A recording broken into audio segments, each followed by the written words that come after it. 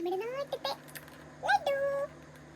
ഇത് ഞാൻ വളരെ എക്സൈറ്റഡ് ആയിട്ട് ജസ്റ്റ് ഒരു ഷോർട്സ് എടുക്കാൻ വിചാരിച്ചു, ബിക്കോസ് ഞാനിത് കഴിക്കുകയാണല്ലോ, നിങ്ങളെയും കൂടി ഒന്ന് കുടിപ്പിക്കാൻ വേണ്ടിയിട്ട്. അപ്പോൾ ഇവിടെയൊക്കെ താമസിക്കുമ്പോൾ നമ്മൾ നാട്ടിലത്തെ ഫുഡൊക്കെ മിസ് ചെയ്യുമ്പോൾ ഇന്ത്യൻ ഷോപ്സിലൊക്കെ പോവുക, ഇങ്ങനത്തെയൊക്കെ സാധനം വാങ്ങിക്കാൻ വേണ്ടി കഴിക്കുക. ഈ പണിയെടുക്കുന്നതും കഷ്ടപ്പെടുന്നതൊക്കെ നമ്മളെ കുറച്ച് ട്രീറ്റ് ചെയ്യാൻ വേണ്ടിയിട്ടാണല്ലോ. So treat your self first.